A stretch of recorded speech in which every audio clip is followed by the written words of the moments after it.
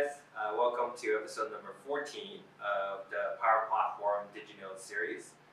This week we are coming to you from the Microsoft Technology Center, and Rekha and I continue our conversation at our office about a session called the Automating Business Process with Microsoft Flow. So Rekha, welcome. Thank you, Ron. Hi guys, Rekha and I, Technical Director for Microsoft's Business Applications in Canada. Terrific.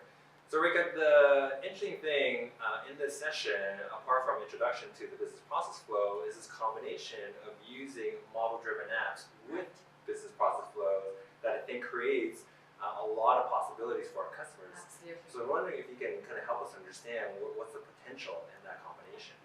It's a great combination, and I've been talking to customers, and if I were to boil down and synthesize everything that I'm hearing as a benefit, I see three key benefits. The first is the ability to standardize a business process and have it done consistently through the organization. Think about it. When you start doing the business process, you're not ad hocing stuff. Everybody has the same exit criteria from a state, right? So real standardization and consistency. The second benefit that truly is a game changer is user adoption.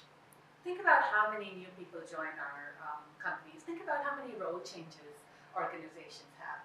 And if there was a consistent, easy way to step people through a business process, that's real value and savings in how quickly we ramp them up, right? Ramp these new people up. And the third, to my mind, is the agility that organizations can achieve, because whatever pace their business changes, guess what?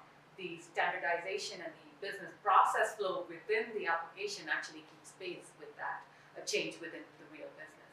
So really the three benefits are great standardization, great user adoption, and the agility. Awesome.